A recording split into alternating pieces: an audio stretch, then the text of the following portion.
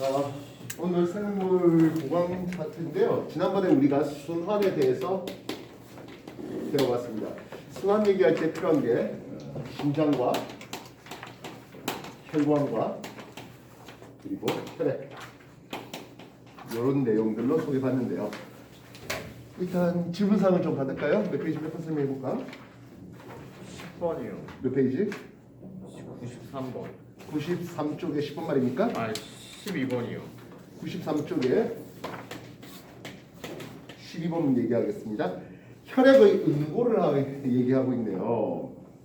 연습판. 예, 옳지 않은 것을 골라보자 했습니다. 혈액을 저온 처리한다. 그 혈액을 응고시킬 때 필요한 효소가 있어요. 이름 뭐지? 트롬보키나제라는 너무 이거한다. 효소가 있는데요. 그 효소가 동작을 안 하게 하려면 효소는 기본적으로 체온 정도의 온도 범위에서 효소의 활성도가 높습니다. 온도가 낮으면 그런 효소의 동작이 저하되니까 괜찮죠? 되겠습니까?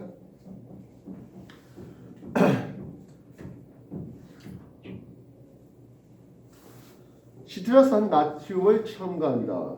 아마 시트라산 나트륨 역시 혈액 응고의 방지를 위한 물질일 거라 보는데요. 칼슘이온을 처리해서 트롬빈을 활성화한다. 칼슘 이온이 혈액 응고의 첫 스타트를 하는 놈이죠. 칼슘 이온이. 그래서 칼슘 이온을 첨가한다는 것 자체는 혈액 응고의 방지로서 볼 수가 없겠네요. 혈액 응고에 대한 내용이 소개되는 게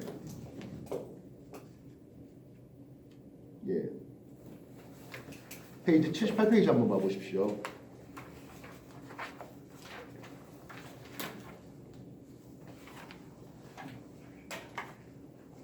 혈액 응고 과정의 두 번째 보시면 혈장 속의 칼슘 이온과 트롬보키나제가 반응해서라는 말이 필요합니다. 이해됐습니까? 보충자료 혈액 응고 과정 두 번째 보입니까? 예, 그래서 칼슘 이온을 첨가한다는 것 자체는 혈액 응고 방지로서는 볼 수 없겠습니다. 3번 얘기가 또 틀렸겠네요.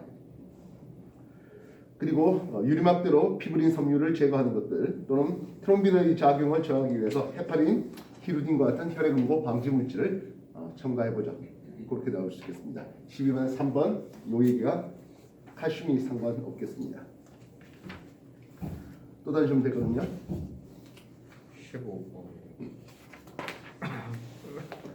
15번 그림카는 혈압계의 압박대 압력을 나타냈고 나는 대동맥에서 혈압 변화를 보려고 합니다. 시간이 지날 때 대동맥 압력이 이런 식으로 변하고 있었습니다. 이해됐습니까?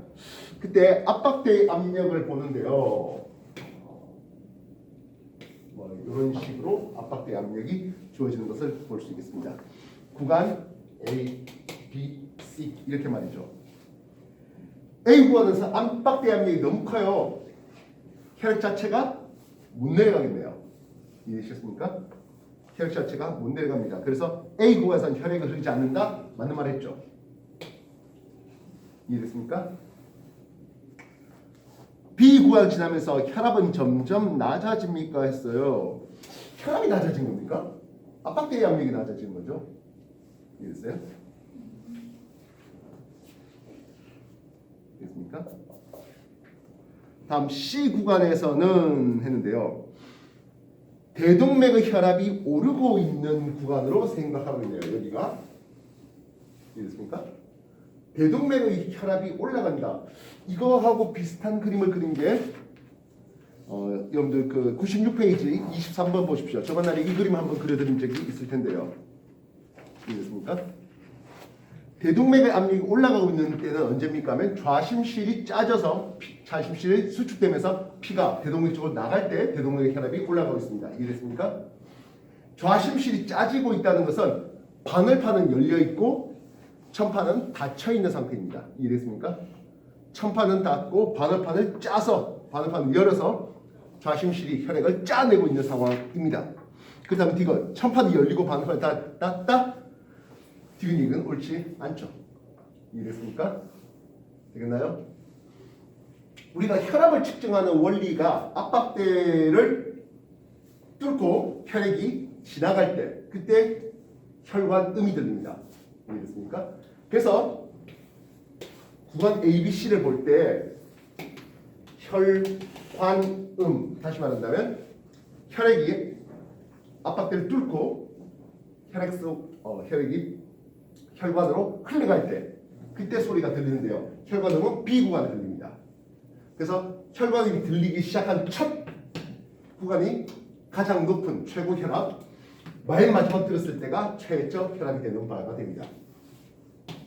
이쪽에는 압박대의 압력보다 혈압이 더 높아서 아무런 지장 없이 그래서 혈관음이 들리지 않는 구간이 됩니다.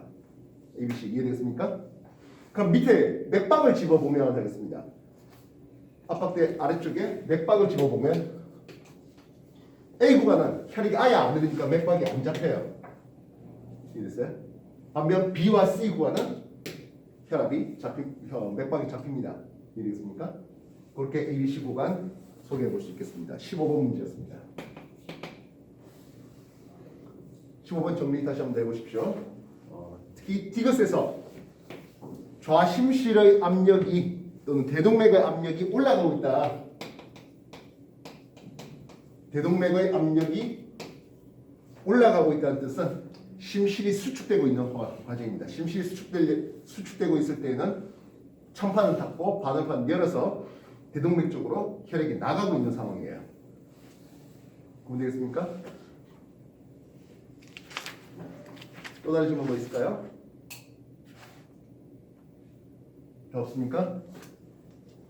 자, 그러면 오늘 페이지 100페이지 배설 쪽을 보도록 하겠습니다.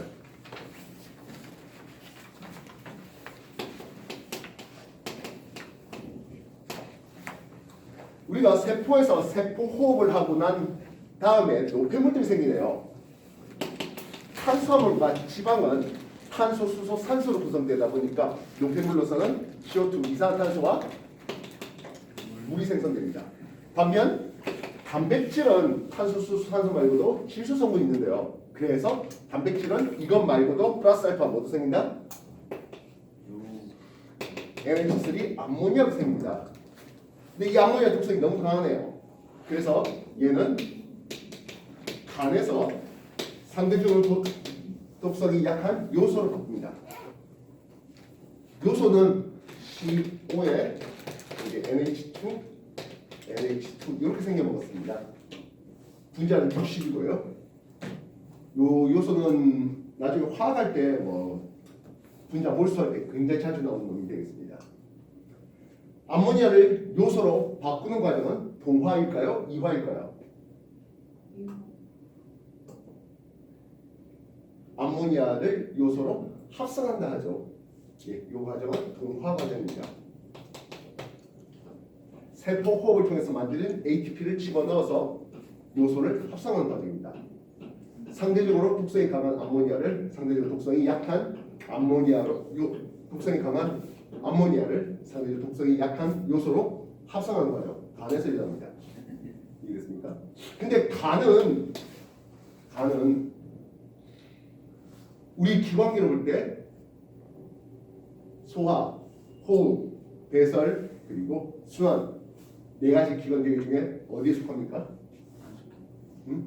안 속해요. 아무 데도 안 속합니까? 근데 배설. 간은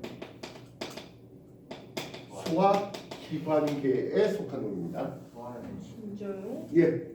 아니 왜요? 거짓말 같아요? 왜요?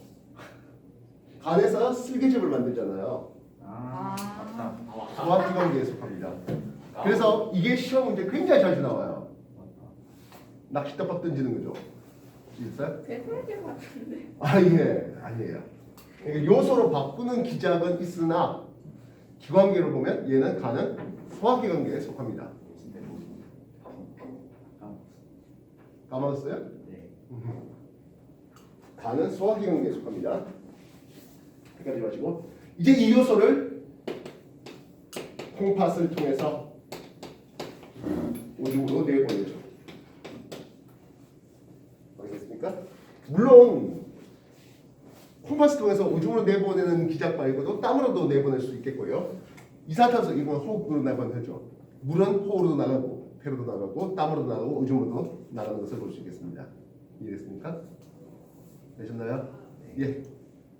100페이지 다시 한번 정리해 주십시오.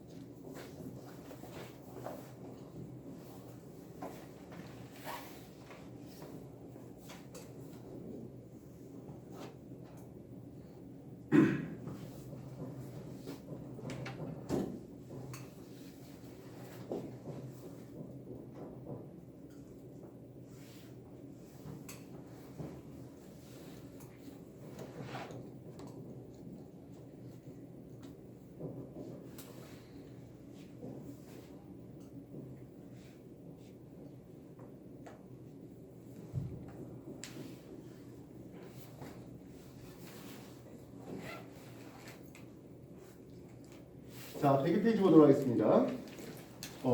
콩팥의 구조에 대한 내용들이 소개되는데요. 콩팥 동맥 쪽에서 오겠습니다. 예전에는 콩팥을 한자로 보면 신자를 쓰거든요. 그래서 신동맥 했는데 요즘은 뭐 콩팥 동맥 그렇게 하고 있습니다. 콩팥 동맥 쪽에서 이제 콩팥의 겉질에 있는 사구체 쪽으로 혈액이 옵니다. 여기가 이제 사구체라는 놈입니다.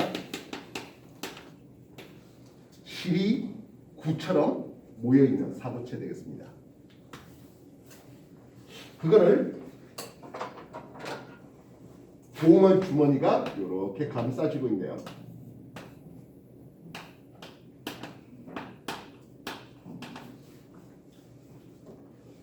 이렇게 쑥 해서 최종적으로 방광까지 가는데요. 가기에 앞서서 요 콩팥 정맥이 이쪽 부분을 감싸주네요. 콩팥 정맥 쪽이 되겠습니다. 여기를 세묘관이라는 이름을 씁니다.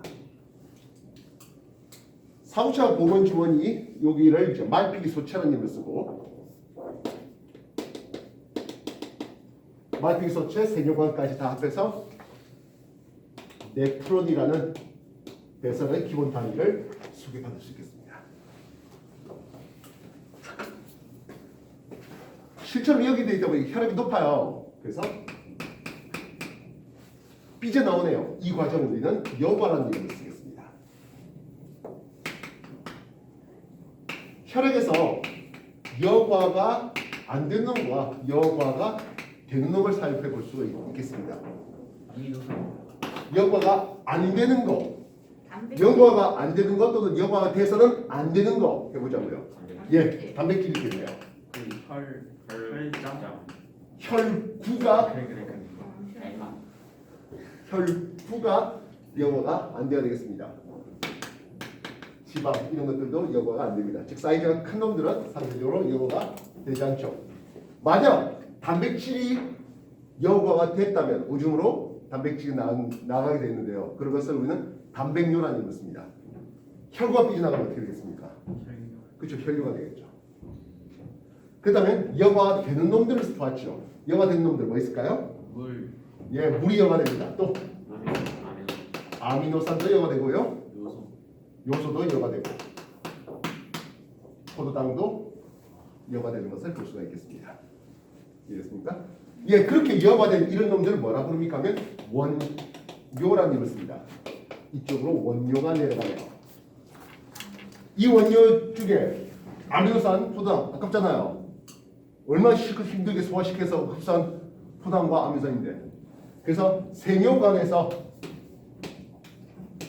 재흡수해야 되는 놈들이 있겠습니다. 자, 일단 포도당과 아미노산은 재흡수하죠. 이거는 100% 재흡수하네요. 물론 포도당을 재흡수 다 못하면 포도당이 오줌으로 나갑니다. 그럼 어떻게 되지? 예, 그게 당뇨죠.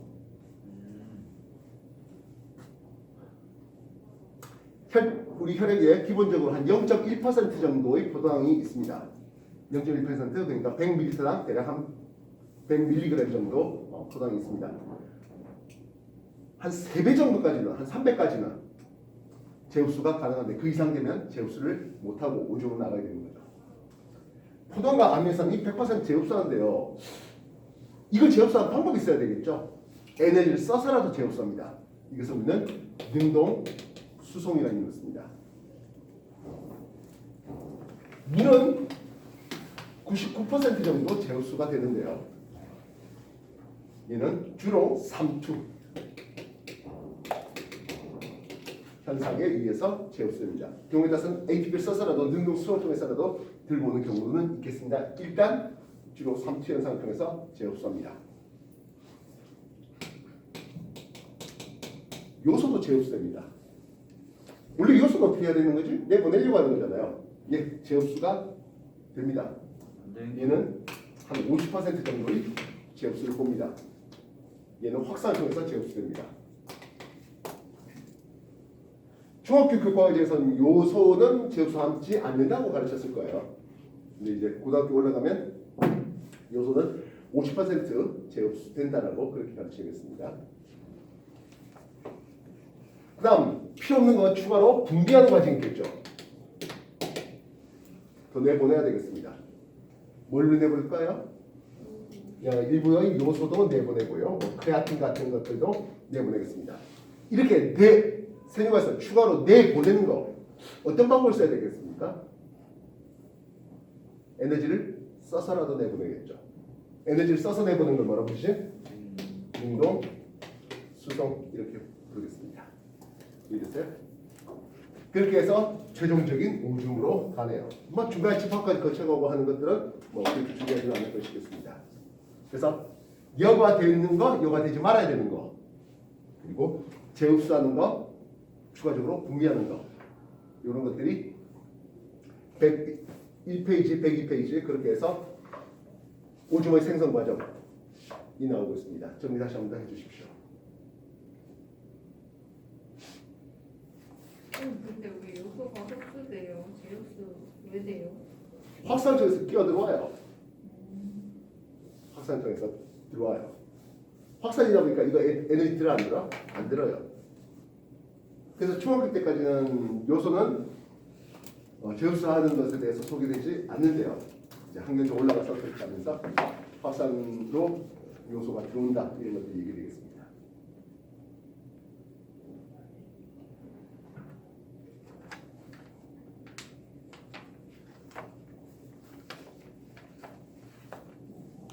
대략 혈액의 한 10% 정도 이쪽으로 이용가 됩니다.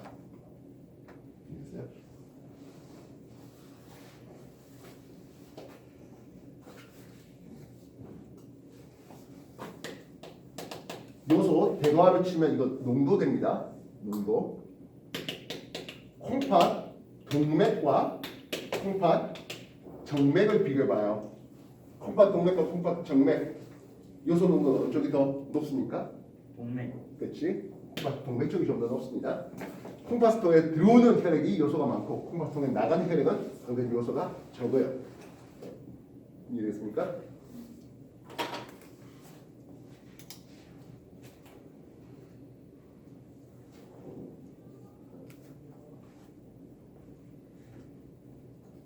페이지 102페이지 해서 보면 이 과정이 자세히 설명되어 있을 것이겠습니다. 101, 102 정리해 주십시오.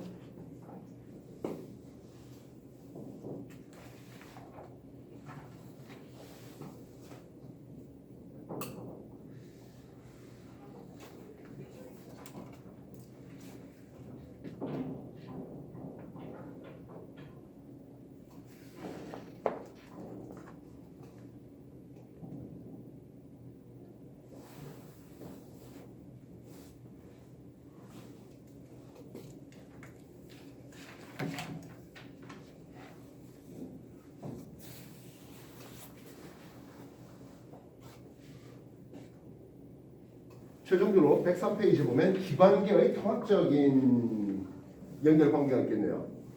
세포가 살아가기 위해서 에너지를 획득해야 되겠습니다. ATP라는 에너지를 획득해야 되겠습니다. 그래서 유기양분을 흡수해야 되겠네요. 소화기관을 통해서 유기양분을 흡수했습니다. 알겠습니까? 산소도 필요했죠. 호흡기를 통해서 산소를 흡수했습니다. 그것을 순환기가 각 세포로 이동시켜주고 그 세포에서 에너지, 세포 호흡하고 노폐물들이 발생하네요. 노폐물들 중에서 이산탄소는 다시 호흡기로 나가고요. 물과 암모니아는 이제 요소를 바꾼 뒤에 배설기를 통해서 오줌으로 나가는 것을 볼 수 있습니다. 이해했습니까?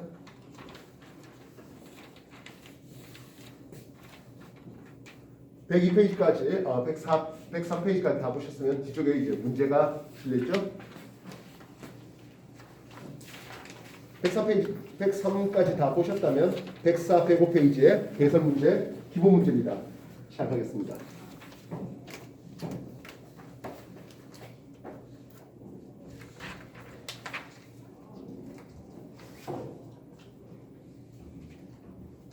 요산은 뭐예요? 요산은 파충류라든지 조류가 내보내는 질소 배설물의 형태인데요. 암모니아는 암모니아를 내보내려면 물이 다량 필요합니다. 요소는 상대적으로 소량 필요합니다. 요산은 더더더 소량 필요합니다.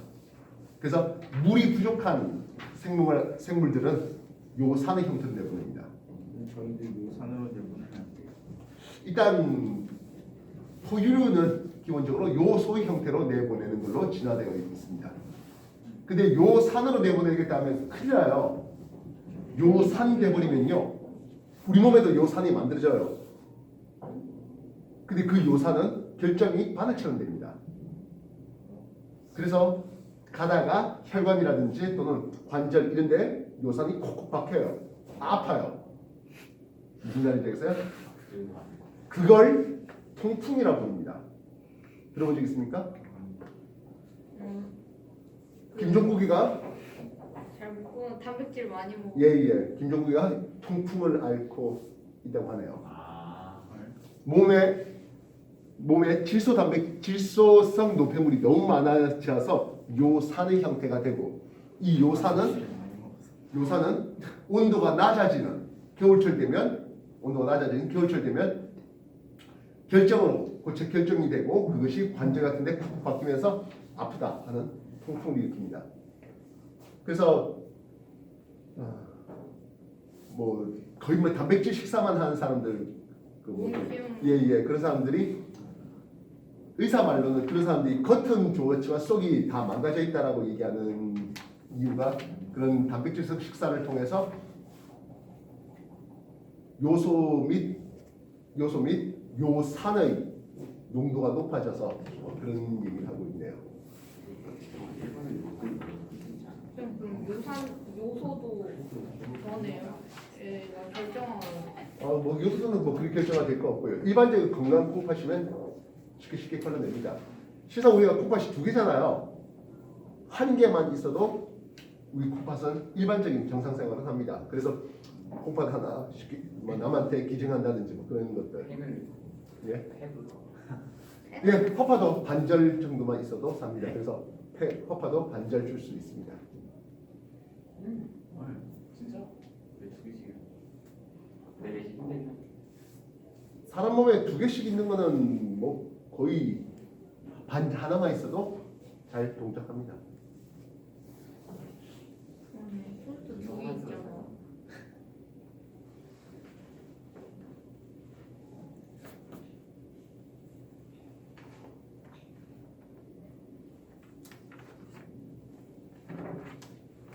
그러면 자꾸 앞에 뒤적거려요.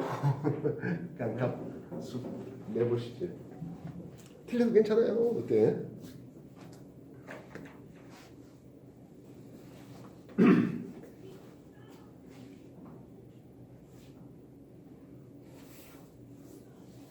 콩팥 기능이 망가지면 일단 콩팥 이식을 받는 게 가장 급선무이나 쉽지 않은 일이죠.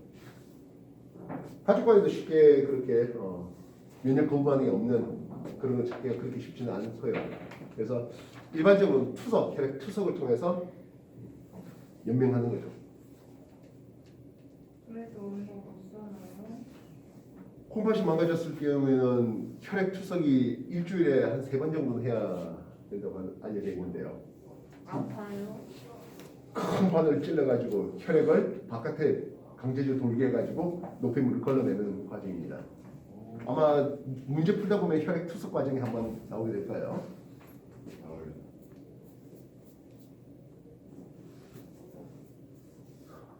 일주일에 3번씩 그렇게 바늘 찔러야 된대요. 얼마나 고통스럽겠습니까?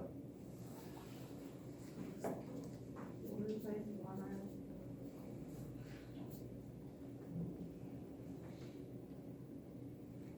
아까 우리가 콩팥을 하나 이식해도 될 정도로 하다 보니까 콩팥 기능이 반절 정도 망가져도 우리는 잘 못 느껴요. 간도 그렇고요. 폐도 그렇고요.